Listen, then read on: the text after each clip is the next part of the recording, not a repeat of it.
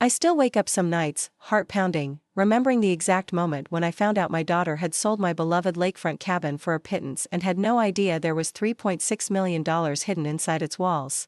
The betrayal cut so deep I felt like I was drowning right there in my small apartment, miles from the peace I had known by the lake. Today, I'm going to tell you something I never thought I would share. And if for even a second this feels familiar, I only ask that you like this video and subscribe. It will help me keep opening my heart.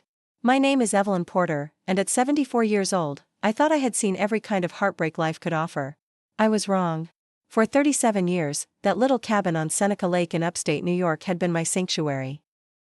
The smell of pine mixed with lake water, the gentle lapping of waves against the wooden dock I painted every spring, the rough texture of the cabin's beams worn smooth by decades of my touch. These weren't just memories. They were pieces of my soul. But here in my cramped Chicago apartment, surrounded by the noise of traffic and the smell of exhaust fumes, my days had become a blur of monotony. Doctor appointments that stretched for hours in sterile waiting rooms. Cold meals eaten in silence while staring at the television. Phone calls that went straight to voicemail.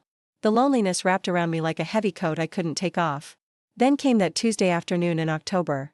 I remember it perfectly because Tuesday was the day I usually called my daughter Sarah. The mail had just arrived, and there it was, sitting between a Medicare notice and a grocery store flyer. A thick envelope with settlement notice stamped across the front in bold red letters. My hands trembled as I tore it open. Property sale completion, it read. Cabin at 1247 Lakeshore Drive, Seneca Lake, New York. Sold to the highest bidder for $28,000. My knees gave out. I sank into my worn armchair, the paper floating to the floor like a dying leaf. $28,000. For my cabin. For my life. For everything I had built with my own hands during the summers when Sarah was just a little girl with pigtails and scraped knees. I stared at the faded photograph on my mantel. Sarah at 7 years old, her small hand tucked safely in mine, both of us standing in front of the cabin with matching smiles. She's wearing that yellow sundress I'd sewn for her, the one with tiny daisies scattered across the fabric. The sun is setting behind us, painting the lake in shades of gold and pink. We looked so happy. So connected. So far from this moment when my own daughter had sold my sanctuary without even a phone call. The phone rang then, cutting through my shock like a knife. I knew it would be Sarah. I knew she would have that cautious tone she used when she was about to explain something she thought I wouldn't understand. Mom? Did you get the paperwork about the cabin? My voice came out as barely a whisper. You sold it. A pause. Then that familiar sigh, the one that made me feel like a burden. Mom, we talked about this. You haven't been up there in 2 years. It was just sitting empty, and you needed the money. The property taxes alone were eating you alive. We never talked about this, Sarah.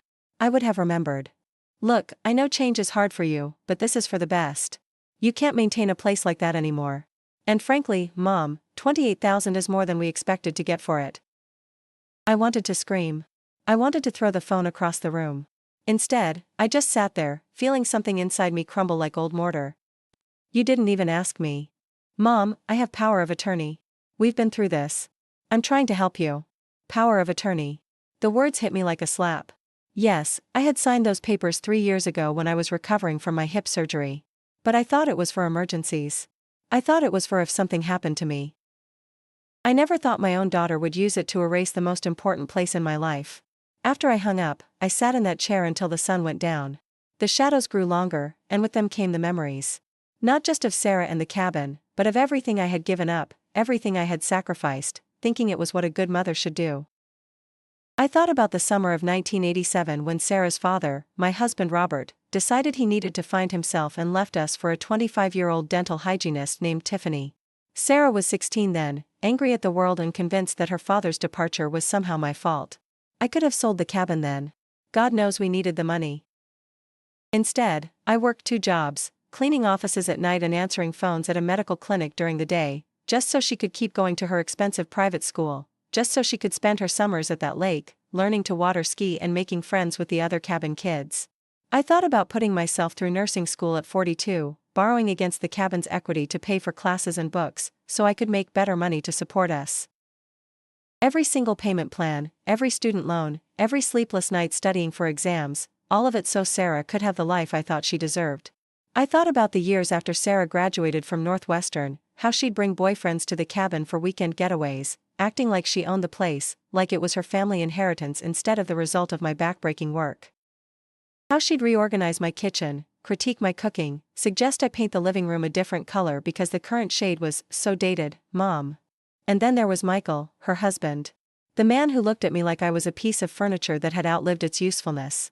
During their engagement party, which I paid for, of course, he pulled me aside in my own kitchen and said, "You know, Mrs. Porter, Sarah and I have been talking about your future. Have you considered one of those nice senior communities? Somewhere you could make friends your own age?" Friends my own age. As if reaching 70 meant I should be shuffled off to some warehouse for the elderly, playing bingo and waiting to die. But I smiled. I always smiled. Because that's what good mothers do, isn't it? We sacrifice. We endure. We pretend that our children's happiness is more important than our own dignity. I thought about my grandson Danny, Sarah's oldest child, who used to love visiting the cabin when he was small. How he'd sit on my lap while I told him stories about the old days, about his grandfather before the divorce, about the summer I caught a 12-pound bass right off the dock. But as he got older, as he got more interested in video games and friends, the visits became shorter. Last summer, he barely looked up from his phone the entire weekend. And my granddaughter Emma, sweet Emma with her mother's smile and her mother's ambition. She was studying at Yale now, thanks in large part to the $30,000 I'd given Sarah for her tuition. When I suggested she might want to spend a week at the cabin over winter break, just the two of us, she laughed. "Oh, Grandma, you're so cute. Nobody goes to lake houses in winter. That's what Florida is for." Florida. Where I'd never been. Where I'd never wanted to go. But apparently, that's where grandmothers belonged, palm trees and shuffleboard and endless conversations about medications. Sitting in that chair, surrounded by the remnants of my life, I began to understand something that made my stomach turn. I wasn't a person to them anymore. I was a problem to be solved. A burden to be managed. An inconvenience to be handled with the minimum amount of effort and the maximum amount of condescension. The cabin wasn't just wood and nails and shingles. It was 40 years of my life. It was the place where I'd gone to heal after Robert left. The place where I'd taught Sarah to fish, where we'd made s'mores over the fire pit I'd built with my own hands, where she'd brought her first boyfriend to meet me because she said the cabin made her feel like she came from somewhere important. But now it was gone. Sold for $28,000 to strangers who would never know that the floorboard by the kitchen window creaked in a specific rhythm, or that the bedroom window stuck unless you lifted it just right, or that on clear mornings, you could see all the way across the lake to the mountains beyond. The next few days passed in a haze. I called Sarah twice, but both times the calls went to voicemail. I left messages asking if we could talk more about the cabin, asking if there might be a way to get it back, but she never returned my calls. Finally, on the Friday after the settlement notice arrived, she called me. "Mom, I don't want to keep going over this. What's done is done. The money is already deposited in your account. You should be grateful." Grateful. I should be grateful that my daughter had erased my history without consulting me. Sarah, that cabin meant everything to me. Mom, it was just a building. And frankly, it needed a lot of work. The roof was leaking, the plumbing was ancient, and the electrical system was probably a fire hazard. We saved you from a disaster. A disaster. My sanctuary was a disaster. Your father and I built that place with our own hands. Dad left 20 years ago, Mom. It's time to stop living in the past. The past. As if loving the place where I'd raised my child, where I'd found peace during the hardest years of my life, was some kind of character flaw. After that conversation, I didn't hear from Sarah for 2 weeks. No calls, no texts, no emails. It was as if she'd decided that solving the cabin problem had completed her daughterly duties for the month. During those 2 weeks, I found myself spending hours looking through old photo albums, running my fingers over pictures of Sarah at the cabin through the years. Here she was at 10, holding up a tiny sunfish she'd caught off the dock. Here she was at 15, sulking in a lawn chair because I'd told her she couldn't have boys over when I wasn't there. Here she was at 22, bringing Robert Jr., her college boyfriend, for the first time, both of them looking so young and hopeful. In every picture, I could see myself in the background or behind the camera. The mother who made it all possible. The woman who worked extra shifts so we could afford groceries for those summer weeks, who drove 6 hours each way every weekend so Sarah could have her lake adventures, who painted and repaired and maintained that cabin year after year so it would always be ready for us.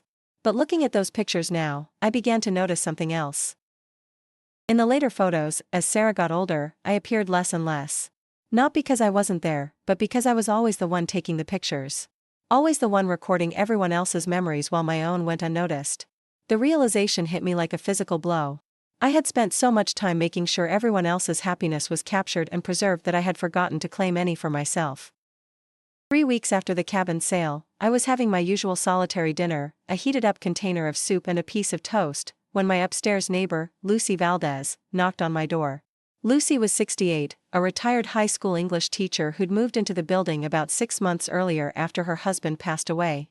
We'd exchanged pleasantries in the hallway and mailroom, but nothing more substantial. Mrs. Porter? I hope you don't mind me stopping by, but I haven't seen you much lately, and I wanted to make sure you were okay. I almost started crying right there in the doorway. When was the last time someone had checked on me just because they cared? When was the last time someone had noticed my absence? Please, call me Evelyn. And yes, I'm fine. Just dealing with some family matters. Lucy had kind eyes behind wire-rimmed glasses and graying hair pulled back in a practical bun. She was wearing a soft blue cardigan and comfortable shoes, and something about her presence made me feel less alone. Family matters have a way of weighing on us more than we expect, she said gently. Would you like some company? I made way too much dinner, as usual. Something in her voice, some genuine warmth I hadn't heard in months, made me nod. For the first time since the settlement notice arrived, I wasn't going to spend the evening alone. Lucy's apartment was arranged almost identically to mine, but it felt completely different. There were books everywhere, plants on every windowsill, and the smell of something delicious wafting from the kitchen. She'd made spaghetti with homemade meat sauce and a salad with tomatoes she'd grown on her fire escape. I hope you don't mind eating in the kitchen, she said, setting down plates and cloth napkins. I've never been one for fancy dining rooms. As we ate, Lucy asked about my family, and before I knew it, I was telling her everything. About the cabin, about Sarah's decision to sell it without consulting me, about the power of attorney I'd signed thinking it was just a precaution. About the $28,000 that felt like 30 pieces of silver. Lucy listened without interrupting, occasionally nodding or making small sounds of understanding. When I finished, she was quiet for a long moment, twirling spaghetti around her fork thoughtfully. Evelyn, she said finally, can I ask you something? Did Sarah know how much that cabin meant to you? The question caught me off guard. Of course she knew. We spent every summer there when she was growing up. But did you ever tell her? Did you ever sit down with her and explain what that place represented to you? How much work you put into it, how much you sacrificed to keep it? I started to say yes, of course I had, but then I stopped. Had I? Or had I just assumed she knew? Had I done what I always did, suffered in silence, expecting others to understand my feelings without me ever expressing them? I don't think I ever said the words, I admitted quietly. Lucy reached across the table and patted my hand.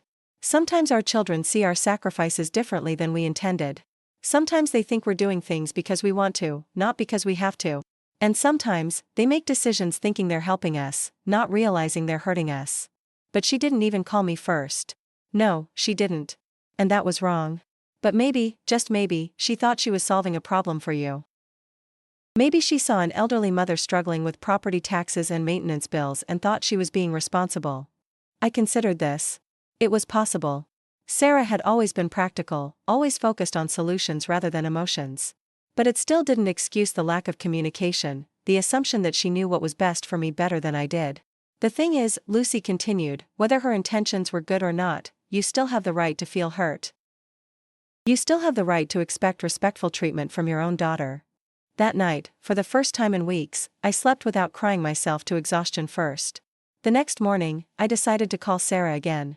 This time, I was determined to have a real conversation, not the dismissive exchange we'd had before. I was going to tell her exactly how her decision had affected me, and I was going to ask for the respect Lucy had reminded me I deserved. The phone rang 4 times before Sarah answered, and I could hear the impatience in her voice immediately. Mom, I'm really busy right now. Can this wait? No, Sarah, it can't wait. We need to talk about the cabin. That familiar sigh. Mom, we've already talked about this. Multiple times. I understand you're upset, but it was the right decision. The right decision for whom? A pause. For everyone, Mom. For you, for us, for your finances. You couldn't afford to keep it anymore. How do you know what I could or couldn't afford? Did you ever ask to see my financial records? Did you ever sit down with me and go over the actual numbers? Mom, you're 74 years old. You're living on Social Security and Dad's pension. Of course you couldn't afford a second property. Her tone was patient, like she was explaining something to a child. It made my jaw clench. Sarah, I want you to listen to me very carefully. That cabin wasn't just a property to me. It was my home. It was where I went to think, to heal, to remember who I am beyond being your mother. It was the one place left in this world that was entirely mine. Mom, you weren't even using it. You haven't been there in 2 years. I wasn't using it because my arthritis makes the 6-hour drive difficult, and because every time I suggested anyone join me there, you all had other plans. But just because I wasn't there every weekend doesn't mean it wasn't important to me. Another pause, longer this time. When Sarah spoke again, her voice was slightly less certain. Look, Mom, I understand you're sentimental about it. But sentiment doesn't pay property taxes or fix leaking roofs. Did it ever occur to you that I might have wanted to be involved in that decision? That maybe we could have found another solution? Maybe I could have rented it out during the summers, or maybe one of the grandkids might have wanted to take it over eventually. Mom, be realistic. Danny and Emma aren't interested in some old cabin in the middle of nowhere. They have their own lives to build. Some old cabin. The place where I'd built the life that made their lives possible was some old cabin in the middle of nowhere. Sarah, when you were 16 and your father left us, do you remember where we went to talk through what was happening to our family? Silence. We went to the cabin. We sat on the dock, and I held you while you cried, and I promised you that no matter what happened between your father and me, I would always be there for you. Do you remember that? Mom, that was a long time ago. When you brought Michael home for the first time, where did we go so I could get to know him? The cabin, but Mom, when Emma was going through her difficult phase at 15 and wouldn't talk to anyone, where did she finally open up to me about the bullying at school? I know, Mom, but that cabin holds 40 years of our family's most important moments.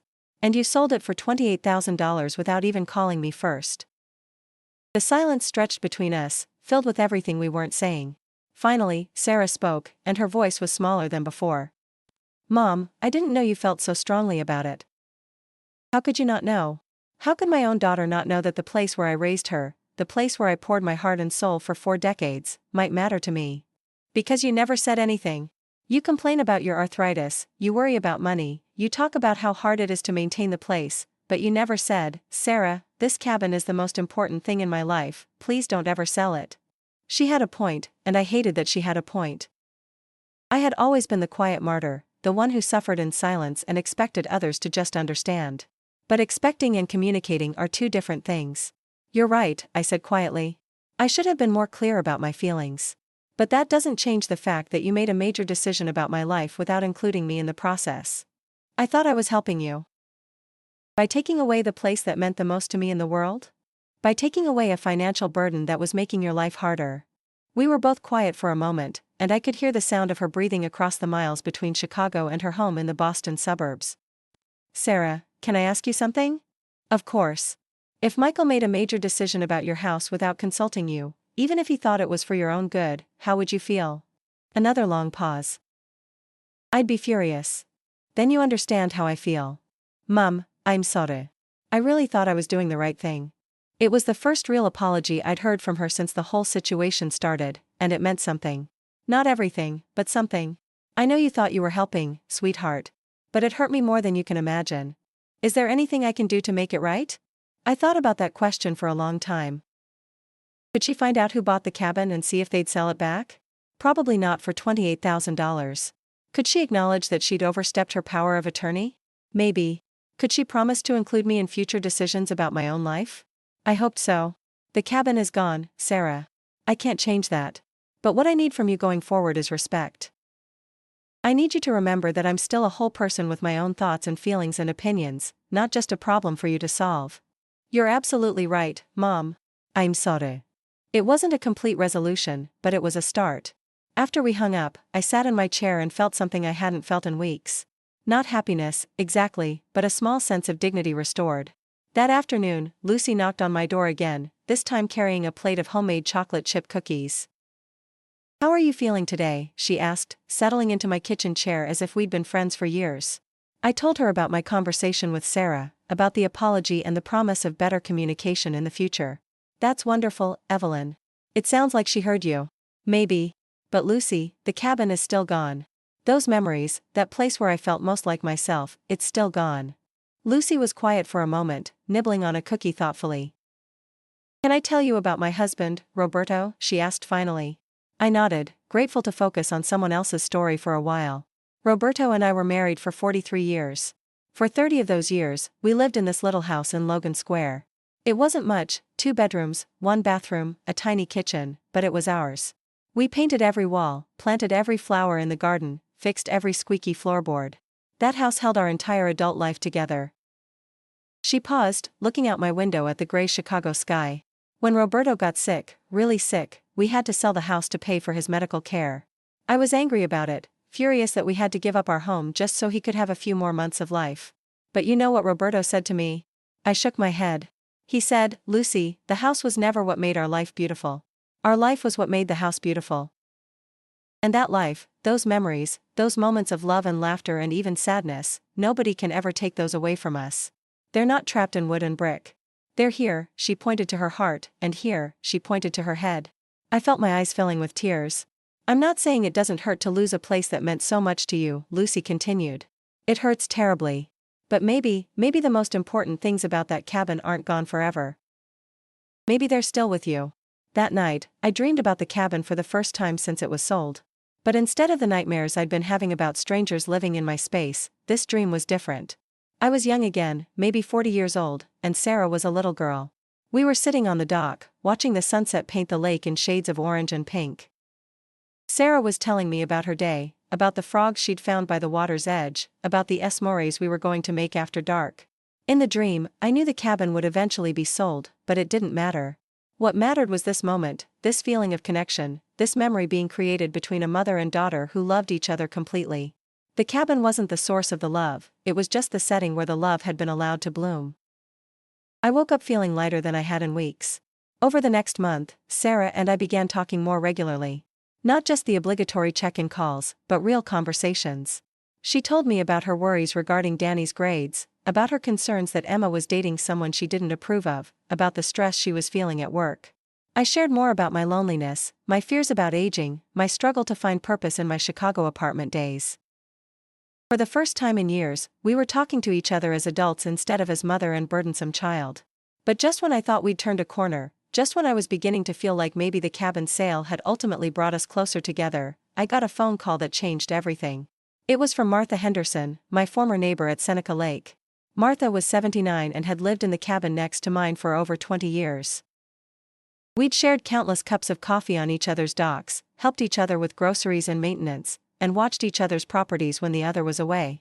"Evelyn, honey," Martha's voice was shaky, "I have some news that's going to upset you terribly." My stomach dropped. "What is it, Martha?" "It's about your cabin, dear. About the people who bought it." I gripped the phone tighter. "What about them?" "Well, they're contractors, Evelyn. House flippers. They bought your cabin specifically to tear it down and rebuild." I felt the world tilt. "Tear it down?" "They started this morning." "I'm so sorry, honey. I thought you should know." After I hung up, I sat in my kitchen and cried harder than I had since my mother's funeral. All those conversations with Sarah about understanding and forgiveness, all those attempts to see the situation from her perspective, all those efforts to make peace with the sale, they crumbled in the face of this new reality. Not only had my sanctuary been sold without my consent, but it was being destroyed. 40 years of my life, 40 years of memories, 40 years of love and care and attention, were being reduced to a pile of rubble by strangers who saw dollar signs where I saw home. I called Sarah immediately. "Mom, what's wrong? You sound terrible." "They're tearing down the cabin." "What?" "The people who bought it. They're tearing it down." "It's gone, Sarah. It's really gone." The silence stretched between us, and I could hear my own heartbeat in my ears. "Mom, I'm so sorry. I had no idea." "Of course you had no idea.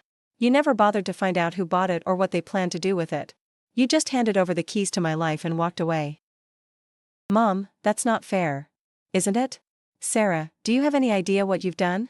Do you understand what you've taken from me? It's just a building, Mom. Just a building." Again. Even after our conversations, even after I'd told her what the cabin meant to me, even after she'd apologized and promised to do better, she still saw it as just a building. "You know what, Sarah?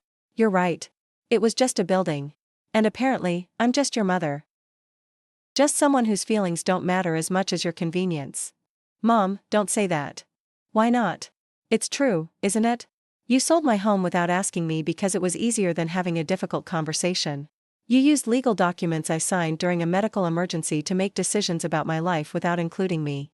And now you're dismissing my grief because acknowledging it would mean facing the fact that you made a terrible mistake. I was trying to help you.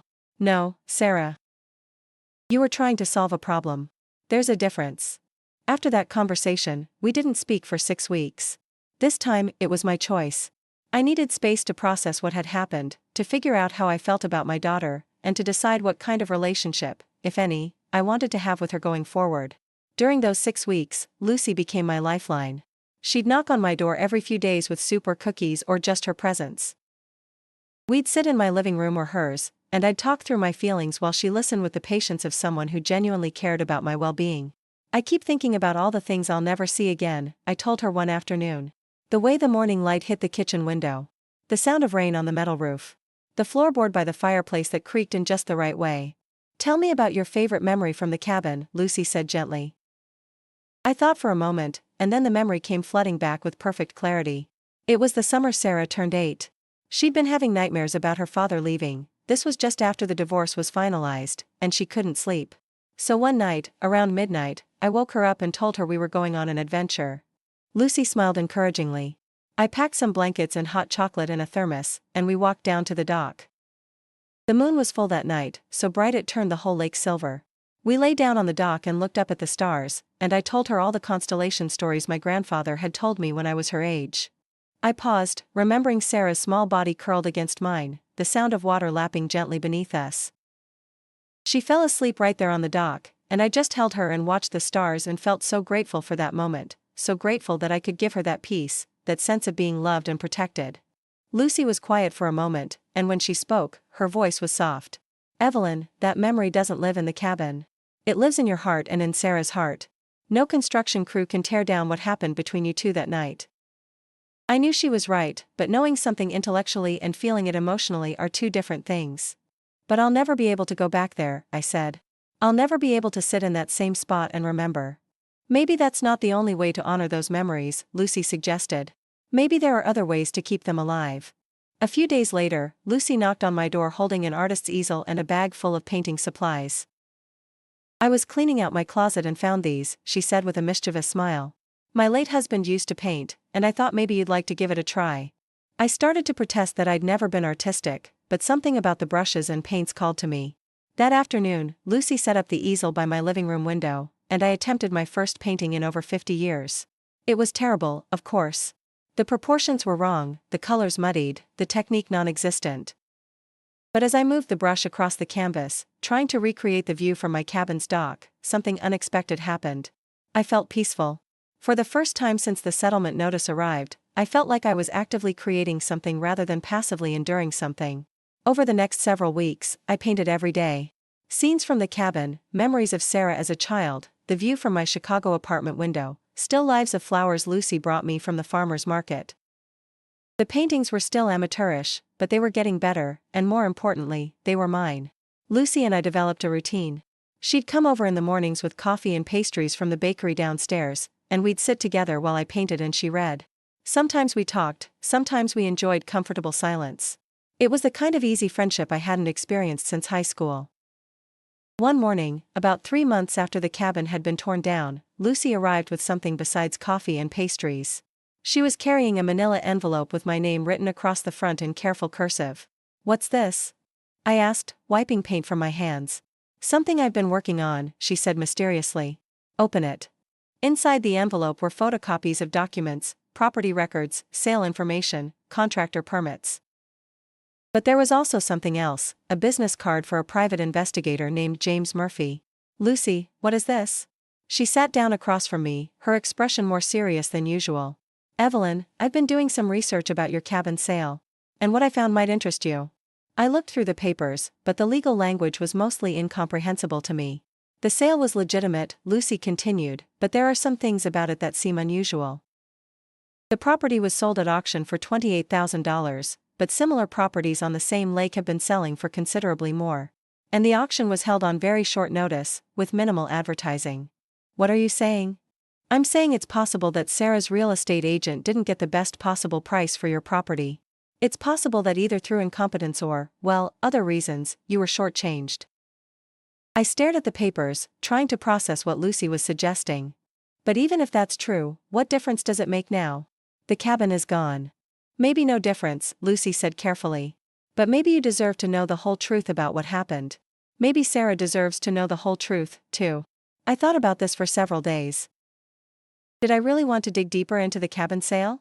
Did I want to potentially discover that not only had I been betrayed by my daughter, but by some real estate agent as well? Did I want to open old wounds that were finally starting to heal? But then I thought about something else. I thought about justice. I thought about truth.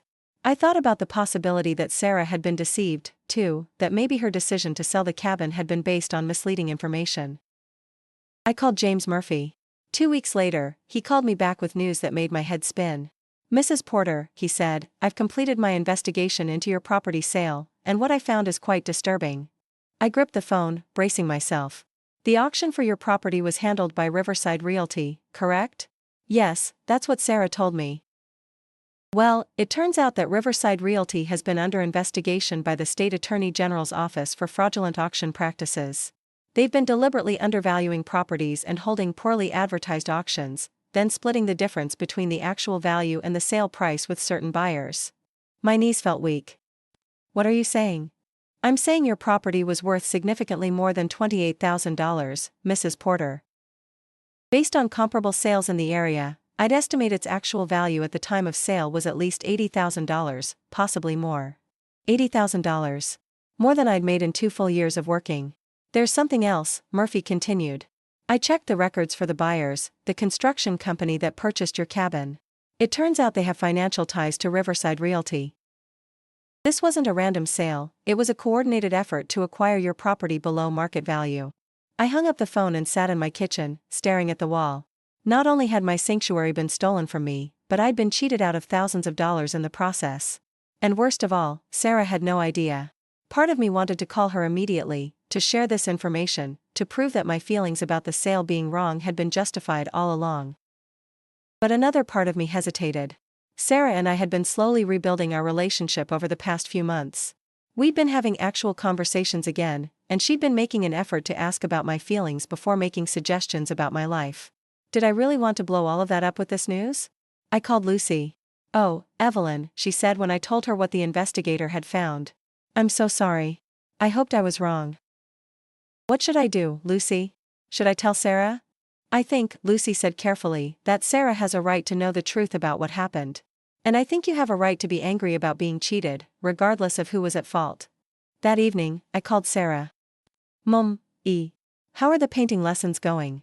For a moment, I was tempted to just go along with our new rhythm of pleasant conversation.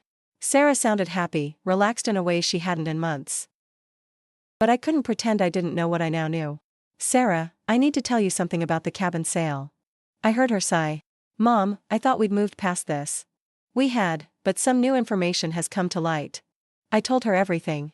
About Lucy's research, about the private investigator, about Riverside Realty's fraudulent practices.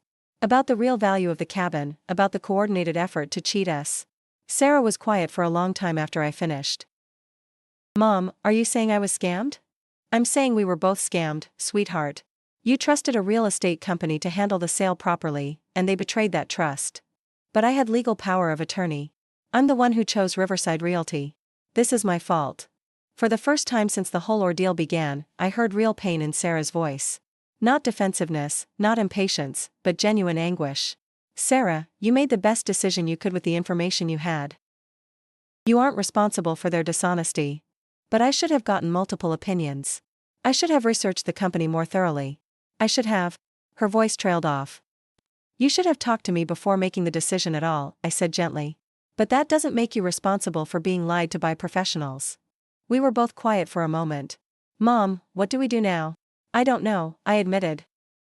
The investigator thinks we might have a case for legal action, but that would mean months or years of court battles with no guarantee of success. And honestly, I'm not sure I have the energy for that kind of fight. What do you want to do? It was such a simple question, but it was the first time in months that anyone had asked me what I wanted instead of telling me what was best for me. I want to think about it, I said. I want to make an informed decision instead of an emotional one. Would it help if I came to Chicago for a visit? We could talk through the options together.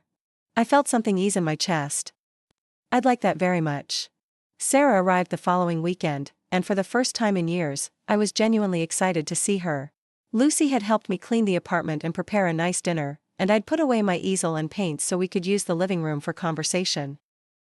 When Sarah knocked on my door Friday evening, I opened it to find a woman who looked older than I remembered, more tired. The stress of learning about the fraudulent sale had clearly taken a toll on her. "Hi, Mom," she said, and there was something tentative in her voice, something uncertain. "Hi, sweetheart. Colleen." We hugged in the doorway, and it was the first real hug we'd shared in over a year. Not the perfunctory embrace of obligation, but the genuine connection of two people who cared about each other despite the pain between them. Over dinner, Sarah told me about her research into legal options for recovering money from the fraudulent sale. "The attorney I spoke with thinks we have a good case," she said, "but as you suspected, it could take years to resolve. And there's always the possibility that Riverside Realty will declare bankruptcy and we'll never see a penny." "What's your opinion?" I asked. "Honestly? I think we should pursue it. Not just for the money, though God knows you deserve every penny you were cheated out of. But for the principle. These people hurt you, Mom. They took advantage of your trust and my inexperience, and they shouldn't get away with that." I was surprised by the passion in her voice, by the anger on my behalf. "There's something else," Sarah continued. "I've been thinking a lot about everything that's happened, about the mistakes I made, about how I handled things. And I realized that even if the sale had been legitimate, even if we'd gotten full value for the property, I still did something terrible to you." I waited for her to continue. "I made decisions about your life as if your feelings didn't matter. I treated you like a problem to be solved instead of a person to be respected. And I'm ashamed of that, Mom. I'm ashamed that it took a criminal investigation for me to see how badly I'd failed you as a daughter." Tears were running down her cheeks, and I reached across the table to take her hand. "Sarah, I made mistakes too. I should have been more direct about my feelings. I should have been clearer about what the cabin meant to me. I spent so many years suffering in silence that I forgot how to communicate my needs. But that's not an excuse for ignoring your needs entirely." We sat together in my small kitchen, holding hands and crying, and for the first time in months, I felt truly connected to my daughter. "I want to ask you something," Sarah said after a few minutes. "And I want you to tell me the honest truth, no matter how much it might hurt my feelings." I nodded. "Do you forgive me? Not for being scammed by Riverside Realty, that wasn't my fault. But for selling your cabin without including you in the decision? For dismissing your feelings when you tried to tell me how much it meant to you? For treating you like you didn't have the right to make decisions about your own life?" I looked at my daughter, this woman I'd raised from infancy, this person who'd been the center of my world for so many years, and I saw something I hadn't seen in a long time. I saw genuine remorse.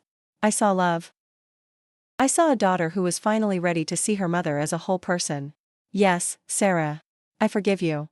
More tears, more hand-holding, more healing. The next morning, Sarah met Lucy, and the three of us spent the day looking through my new paintings. Sarah was genuinely surprised by my artistic progress. "Mom, these are beautiful. I had no idea you were so talented." "Neither did I admitted. "It's amazing what you discover about yourself when you have time to explore." Lucy and Sarah hit it off immediately, bonding over their shared concern for my well-being and their mutual love of books. Watching them talk and laugh together, I realized something important. I had been so focused on the relationship I'd lost with my daughter that I'd almost missed the new friendship I'd gained with Lucy. That afternoon, Sarah and I decided to pursue legal action against Riverside Realty. Not because we were confident we'd win, but because we both needed to feel like we'd stood up for ourselves, like we'd refused to let injustice go unchallenged. But we also decided on something else. We decided that regardless of what happened with the legal case, we were going to rebuild our relationship from the ground up. We were going to learn how to communicate honestly with each other. We were going to establish boundaries and expectations that respected both of our needs. "I want to be involved in decisions that affect my life," I told her clearly. "Even if you think you're helping me, even if you think you know what's best, I need to be part of the conversation." "Absolutely," Sarah agreed. "And I need you to be more direct with me about your feelings. If something is important to you, I need you to tell me it's important, not assume I'll figure it out on my own." It was a start. Not a complete solution, but a foundation we could build on. Sarah stayed through Sunday, and by the time she left, things between us felt different. Not perfectly healed, but genuine in a way they hadn't been in years. The legal case against Riverside Realty took 8 months to resolve, but in the end, we were successful. The company was forced to pay restitution to all the property owners they defrauded, and I received a settlement of $67,000, not quite the full value of what they'd stolen from me, but enough to make a real difference in my financial situation. More importantly, the process of fighting for justice had brought Sarah and me closer together. We'd had to work as a team, communicate regularly, and support each other through a difficult process. By the time the settlement check arrived, we developed the kind of relationship I'd always hoped we could have. But the real transformation in my life wasn't about money or legal victories. It was about the person I'd become during those months of painting and friendship with Lucy and honest communication with Sarah. For the first time in decades, I felt like I knew who I was independent of my role as mother and caregiver. I had interests and talents I'd never explored. I had a friendship based on mutual respect rather than obligation. I had a daughter who saw me as a whole person rather than a problem to be managed. The settlement money gave me options I'd never had before. I could afford a nicer apartment, maybe even a small condo with better light for painting. I could travel, take art classes, buy better supplies and equipment. But what I wanted most wasn't something I could purchase. What I wanted was to keep growing, keep discovering new parts of myself, keep building relationships based on genuine connection rather than duty or guilt. A year after the cabin was sold, Martha Henderson called me with unexpected news. "Evelyn, dear, you'll never guess what happened to your old property." "What's that, Martha?" "Well, those contractors who tore down your cabin and built that big new house? They're having financial problems, and the house is going up for auction next month." I felt a strange mix of emotions. Part of me was glad that the people who'd profited from the fraudulent sale were facing consequences. But another part of me felt oddly peaceful about the whole situation. "Are you thinking about bidding on it?" Martha asked. "Getting your land back?" I considered the question. With my settlement money, I probably could afford to buy the property. I could tear down the new house and rebuild my cabin exactly as it was. I could reclaim my sanctuary by the lake. But as I thought about it, I realized something surprising. I didn't want to. The cabin that had been torn down wasn't just wood and nails and memories. It was a specific place in my life, a chapter that had ended. The woman who'd built that cabin with her husband, who'd raised her daughter there, who'd retreated there for comfort during the hardest years of her life, that woman was gone. Not dead, but transformed into someone new. The person I was now didn't need to recreate the past. She needed to build a future. "No, Martha," I told her. "I'm not interested in buying it back." "Are you sure, dear? I thought that cabin was the most important place in the world to you." "It was," I said. "And because it was so important, I want to let it remain a beautiful memory rather than trying to force it back into my present life." After I hung up, I stood in front of my latest painting. It was a scene from the cabin, but not a realistic reproduction. It was my emotional memory of the place, painted in colors that had never appeared in nature but felt true to my heart. The dock was purple, the water silver green, the sky a swirl of gold and pink that captured not what sunsets looked like at the lake, but what they felt like. Lucy knocked on my door, as she did most afternoons now, carrying tea and homemade cookies. "You look peaceful today," she observed, settling into her usual chair by the window. "I feel peaceful," I said, surprised by the truth of it. "For the first time in my adult life, I feel like I'm exactly where I'm supposed to be." "Where is that?" I gestured around my small apartment, at my easel and paints, at the photos of Sarah's family mixed in with pictures of Lucy and me at art galleries and museums, at the stack of books we'd been reading together. "Here," I said simply. "In my own life, making my own choices, surrounded by people who see me as I am instead of as they need me to be." That evening, I called Sarah for our weekly conversation. These calls had become something I actually looked forward to, genuine exchanges where we talked about our respective lives, our hopes and concerns, our discoveries and disappointments. "Mom, you sound different tonight," Sarah said. "Happy, but also something else." "Content, maybe?" I had an interesting conversation with Martha Henderson today. I told her about the auction, about my decision not to try to reclaim the property. "I'm proud of you, Mom," Sarah said when I finished. "It would have been easy to get caught up in the idea of going back, but it sounds like you've chosen to keep moving forward instead." "I think the cabin served its purpose in my life," I said. "It gave me a place to heal when I needed healing, a place to be alone with my thoughts when I needed solitude, a place to connect with you when we both needed connection. But now I need different things, and I'm finding them in different places." "Like your painting?" "Like my painting, like my friendship with Lucy, like our new relationship. Like finally learning, at 75 years old, how to live for myself instead of just for other people." We talked for another hour, about her kids' college plans, about my latest art project, about the book club Lucy and I had joined, about her work challenges and my small daily adventures. When we hung up, I realized something that made me smile. For the entire conversation, neither of us had mentioned the cabin, the sale, the fraud, or any of the painful history that had brought us to this point. We'd simply talk like two adults who cared about each other and enjoyed each other's company. The transformation was complete. 2 years after everything began, I moved into a small 2-bedroom condo in Lincoln Park. The extra room became my art studio, with large windows that filled the space with natural light. Lucy moved into the same building, and we'd often paint together in the mornings and walk to the lake in the afternoons. Sarah visited regularly, sometimes with Mike and the grandkids, sometimes alone. The dynamic between us had settled into something comfortable and respectful. She asked my opinion about family decisions that might affect me, and I spoke up when I had concerns or preferences. We'd learned to disagree without attacking, to support without suffocating, to love without losing ourselves. One Saturday afternoon, Emma, my granddaughter, came to visit me alone for the first time in years. She was home from Yale for the weekend and had asked if she could spend the day with me. "Grandma, Mom told me about what happened with your cabin," she said as we sat in my art studio, surrounded by canvases and the smell of oil paints. "I wanted to say I'm sorry." "Thank you, sweetheart. That means a lot to me." She also told me about how you learned to paint, and about Lucy, and about how much your life has changed since then. I think that's really cool. Emma was 20 now, poised and articulate in a way that reminded me of Sarah at that age, but with a gentleness that was uniquely her own. "You know what I remember most about visiting you at the cabin?" she asked. "What's that?" "You always seemed so peaceful there. Like you belonged in that space in a way you didn't belong anywhere else.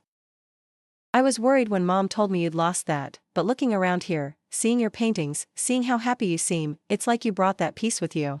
Out of the mouths of babes. Emma had articulated something I'd been feeling but hadn't quite been able to express. I hadn't lost my sanctuary when the cabin was sold. I'd learned to carry it within myself. "Emma, can I tell you something I wish I'd learned when I was your age?" She nodded, settling back in her chair with the attention of someone ready to receive wisdom. "Your worth isn't determined by how much you sacrifice for other people. Your value isn't measured by how many problems you solve or how much pain you're willing to endure silently. You matter because you exist, because you have thoughts and feelings and dreams that are completely your own." She was quiet for a moment, considering this. "I think sometimes I see Mom struggling with that," she said finally. "Like she thinks she has to fix everything for everyone, even when they don't want her help." "Your mom learned that from me," I admitted. "I taught her that love meant self-sacrifice, that being needed was the same thing as being valued." It took me 75 years to understand that love actually means respecting each other enough to be honest about your needs and boundaries. Is that what you'd tell your younger self if you could go back? I thought about this question, imagining myself as a young mother, desperate to do right by my child, convinced that my worth was tied to my usefulness. I'd tell her that people who truly love you want you to be happy and fulfilled, not just available. I'd tell her that teaching your children to value your well-being is one of the greatest gifts you can give them. I'd tell her that asking for respect isn't selfish, it's necessary. Emma and I spent the rest of the afternoon painting together. She was naturally talented, creating delicate watercolor flowers with an ease that had taken me months to develop. As we worked side by side, I felt a connection with her that was different from our relationship when she was younger. This wasn't the bond between grandmother and child, but between two women who understood and appreciated each other. When she left that evening, Emma hugged me tightly and said, "Grandma, I hope when I'm your age, I'm as brave as you are." Brave. I'd never thought of myself as brave. For most of my life, I'd seen myself as someone who endured, who adapted, who made do. But maybe there was courage in finally standing up for myself, in learning to value my own happiness, in choosing growth over comfort even in my 70s. That night, I stood in front of my bathroom mirror, looking at the woman reflected back at me. She was older than the woman who'd lived at the cabin, more lined and grayer. But there was something in her eyes that hadn't been there before. A calmness, a sense of self-possession, a quiet confidence that came from knowing who she was and what she needed. "Hello, Evelyn," I said to my reflection. "Nice to finally meet you." The woman in the mirror smiled back, and for the first time in decades, I genuinely liked what I saw. 3 years after the cabin sale, I received an unexpected phone call from Martha Henderson. "Evelyn, dear, I have some interesting news about your old property." "Oh? Well, remember how that big house the contractors built was having problems? It turns out the whole development project was part of some larger financial scandal. The house was seized by federal agents last week as part of a money laundering investigation." I felt a moment of vindication, knowing that the people who'd profited from cheating us were facing consequences. "But here's the really interesting part," Martha continued. "When the agents were searching the house, they found something unusual in the walls." My heart stopped. "What did they find, Martha?" "Money, Evelyn. Lots of money. hidden in compartments built into the walls of the original cabin. The contractors apparently never found it when they tore the place down, and they just built around the old foundation. I sank into my chair, feeling dizzy. How much money, Martha? The newspaper said $3.6 million. The words hung in the air between us like a physical presence. $3.6 million. Hidden in the walls of my cabin. Money I'd forgotten about, money from a different lifetime when I'd been scared of ending up destitute and had squirreled away every spare dollar in places only I knew about. Evelyn? Are you still there, dear? I'm here, I managed to say. Martha, does anyone know where that money came from? Well, the federal agents have been investigating, but according to the news reports, the money appears to have been legally earned and legally placed. They think it belonged to whoever owned the cabin before the sale. Me. It had belonged to me. After I hung up with Martha, I sat in my living room for a long time, staring at my paintings and trying to process this information. For over a decade, I'd been living modestly on Social Security and Robert's pension, carefully budgeting every expense, worrying about medical costs and emergencies. And all that time, there had been enough money hidden in my cabin's walls to fund a dozen comfortable retirements. The irony was staggering. Sarah had sold the cabin thinking she was solving my financial problems, never knowing that she was actually creating them by giving away my hidden fortune to strangers. But as I sat there, something unexpected happened. Instead of feeling devastated by this revelation, instead of being overwhelmed by regret and anger and self-recrimination, I started laughing. I laughed until tears ran down my cheeks, until my sides hurt, until Lucy knocked on my door to ask if I was all right. Evelyn, what in the world is going on? She asked when I opened the door, still giggling. I told her everything, about Martha's call, about the hidden money, about the absurd twist of fate that had robbed me of a fortune I'd forgotten I had. Lucy stared at me for a moment, then started laughing too. Oh, my dear friend, she said, wiping tears from her eyes, only you would find out you're accidentally rich and think it was funny. It is funny, Lucy. Don't you see? I spent 3 years learning to be happy without money I didn't even remember having.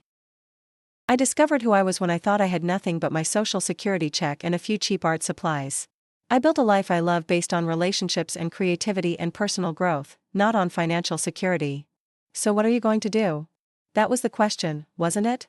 According to Martha, the federal agents were trying to return the money to its rightful owner, which was clearly me. I could claim it, prove my ownership, and suddenly become wealthier than I'd ever dreamed of being. I could buy a house by a lake, maybe even on Seneca Lake. I could travel the world, take expensive art classes, hire the best teachers. I could support my grandchildren's education, help Sarah and Michael with their mortgage, become the generous matriarch I'd always thought I should be. Or I could do something else entirely. I told Lucy slowly, I need to call Sarah. When I told Sarah about the hidden money, she was quiet for so long I thought the call had dropped. Mom, are you saying there was $3.5 million in the cabin when I sold it? $3.6 million, to be precise. Oh my God. Oh my God, Mom, I'm so sorry. If I had known, if I had any idea. Sarah, listen to me. You couldn't have known. I'd forgotten about it myself until Martha called today. But I cost you millions of dollars. I literally gave away your fortune to criminals. I could hear the anguish in her voice, the self-recrimination that I knew would eat at her for years if I didn't address it directly. Sarah, I want you to listen very carefully to what I'm about to say. The woman who hid that money in the cabin walls was afraid.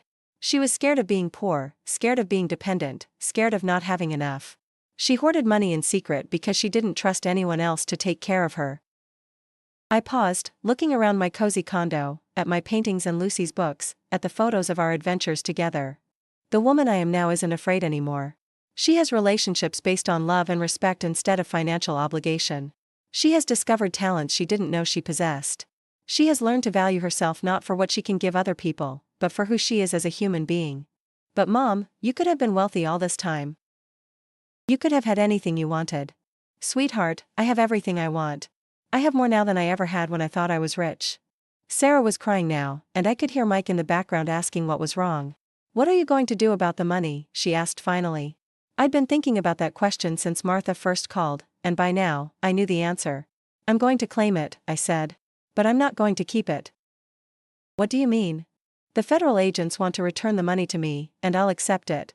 But then I'm going to give most of it away. I had it all planned out in my mind. A trust fund for Emma and Danny's education, with enough left over to help them buy their first homes someday.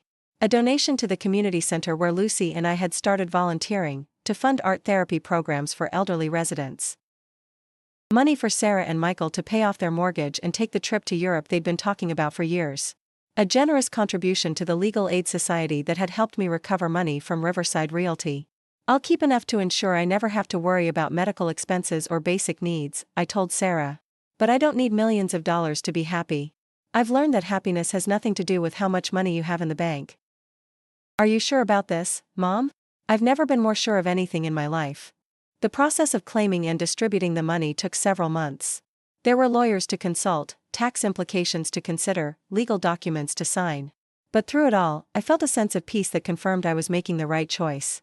The day the first distribution checks were cut, Sarah flew to Chicago to be with me. We went to the bank together, and then to lunch at a small bistro near the lake. Mom, I still can't believe you're giving away a fortune. I'm not giving away a fortune, sweetheart. I'm sharing a blessing. What's the difference? I thought about how to explain something that felt so clear to me but might be difficult for others to understand. A fortune is something you hold onto out of fear, something you protect and worry about and use to try to control your circumstances. A blessing is something you receive with gratitude and share with generosity, trusting that giving it away won't diminish you. Sarah reached across the table and took my hand.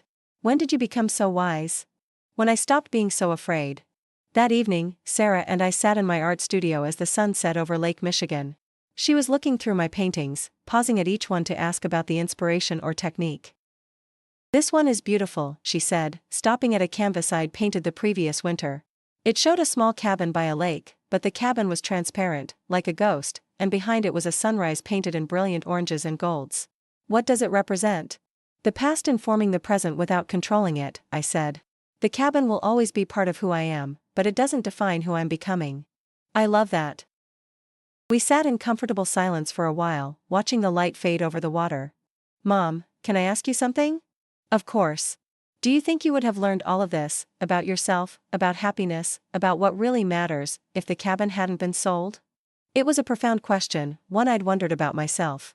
I don't think so, I said finally. I think I needed to lose everything I thought defined me in order to discover who I really was underneath all those roles and responsibilities and fears. So in a weird way, selling the cabin was the best thing that ever happened to you. I considered this. The sale had caused me tremendous pain, had forced me to confront difficult truths about my relationships and my sense of self-worth. But it had also led to this moment, to the person I'd become, to the life I'd built from the ashes of my old assumptions. I wouldn't say it was the best thing, I said carefully. But it was the thing that needed to happen for me to become who I was meant to be. Now, 5 years after that terrible day when I received the settlement notice, I wake up in my sunlit condo feeling grateful for the life I've created. Lucy and I have coffee together most mornings before heading to our volunteer work at the community center. My paintings hang in the lobby of the building, and several have sold to neighbors and friends. Sarah calls twice a week, not out of obligation but because she genuinely enjoys our conversations. Emma graduated from Yale last spring and moved to Chicago to start her career as a social worker. She lives just a few blocks away, and we have dinner together every Sunday. Danny is finishing his senior year at Northwestern, studying environmental science, and he still asks me for advice about his courses and his girlfriend. The money I kept from the hidden fortune has been invested conservatively, providing enough to cover my living expenses and medical needs without the constant worry that dominated my earlier years.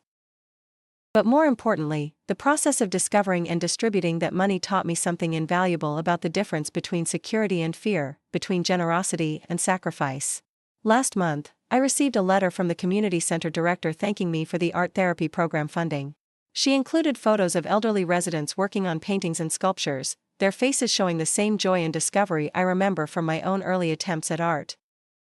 Because of your generosity, she wrote, dozens of seniors are discovering creative abilities they never knew they had. You've given them not just art supplies, but hope and purpose and a new way to see themselves. Reading that letter, I understood something important about the hidden money. It hadn't been accidentally lost when the cabin was sold. It had been waiting for the right moment, for the right version of myself, for the right purpose. The frightened woman who hid that money in the cabin walls didn't know how to use wealth to create happiness. She saw money as protection from an uncertain world, as something to be hoarded and guarded and worried about. But the woman I became through losing and finding and choosing, she understood that money is only valuable when it's used to create connection, beauty, opportunity, and joy. Sometimes I drive past the apartment building where I lived during the darkest period after the cabin sale. The tiny unit with thin walls and no natural light, where I spent so many evenings crying into my solitary dinners. I remember the despair I felt then, the sense that my life was effectively over, that I had nothing left to offer the world. I want to knock on that door and tell the woman I was, hold on. Hold on just a little longer. Everything you think you've lost is about to transform into something better than you ever imagined possible. The ending you're so afraid of is actually a beginning. But of course, I can't do that. That woman had to walk through her own darkness, make her own discoveries, find her own strength. Just as I had to lose my sanctuary before I could learn to carry peace within myself. The other day, Martha Henderson called to tell me something that made me smile. Evelyn, dear, you'll be interested to know what's happened to your old property. What's that, Martha? The federal government finished their investigation and put the land up for auction. It sold to a young couple from Rochester, teachers, with 2 small children. They're planning to build a modest cabin there, nothing fancy, just a place where they can bring their kids for summer vacations. I thought about those children, imagining them learning to swim in the same waters where Sarah had played, catching frogs along the same shoreline, lying on the dock at night to watch the stars. The continuity felt right somehow, as if the land itself would continue to nurture families even though mine was no longer among them. I'm glad, I told Martha. I hope they make wonderful memories there. Today is my 79th birthday, and I'm celebrating by hosting dinner for my chosen family, Lucy, Sarah and her family, Emma, and 3 other women from our art class who have become dear friends over the years. My dining room table is set with good china and fresh flowers, and the walls are covered with paintings, some mine, some Lucy's, some collaborative efforts from our classes. Looking around at these faces, listening to the laughter and conversation, I'm struck by something. This gathering, this sense of belonging and celebration and genuine affection, is everything I thought I'd lost when the cabin was sold. But it turns out I didn't lose it at all. I just had to learn how to create it in a new form, in a new place, with people who see and value me for who I am rather than what I can provide. As I write this, I'm sitting at my kitchen table with a cup of tea and a perfect view of Lake Michigan. The morning light is streaming through my windows, illuminating the painting I finished yesterday, a self-portrait of an old woman with silver hair and paint-stained fingers, smiling as she holds a brush loaded with brilliant blue paint. The woman in the painting looks confident, peaceful, purposeful. She looks like someone who knows exactly who she is, someone who has learned to value herself appropriately, someone who has discovered that the most important sanctuary is the one you carry within yourself. She looks like me. I think about that settlement notice that arrived 5 years ago, about the grief and anger and sense of betrayal that nearly destroyed me. I think about the hidden money that was lost and found and ultimately transformed into something much more valuable than dollars in a bank account. But mostly, I think about the journey from the woman who opened that notice with trembling hands to the woman who sits here now, surrounded by beauty she created and relationships she cherishes and a sense of self-worth that no one else can take away from her. The cabin is gone, but the peace it represented lives on in me. The money was lost and found and given away, but the security it was meant to provide has been replaced by something better, the knowledge that I can create happiness from whatever circumstances life presents. My daughter learned to see me as a whole person rather than a problem to be solved. My grandchildren discovered that their grandmother is someone worth knowing, not just someone with whom they're obligated to spend time. I learned that love without respect is just another form of exploitation, and that asking for what you need isn't selfish, it's essential. The story I thought was ending when that cabin was sold was actually just beginning. The life I thought was over at 74 has become richer and more meaningful than anything I experienced in my supposed prime years. Have you ever lived, or known someone who lived, something like this?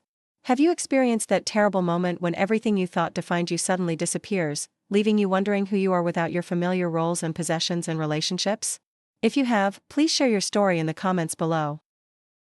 If this story touched your heart, if it reminded you that transformation is possible at any age, that endings can become beginnings, that the most important sanctuary is the one you build within yourself, please like this video and subscribe to my channel. It helps me continue opening my heart, one vulnerable story at a time, knowing that somewhere out there, someone who needs to hear these words will find them exactly when they're meant to. Thank you for listening to my journey from loss to liberation, from betrayal to rebirth, from the woman who thought her worth depended on her usefulness to the woman who knows her value is inherent and unshakable. Your story matters too. Your transformation, whenever it comes, will matter too. And sometimes, the most beautiful chapters of our lives are the ones we write after we think the book is finished.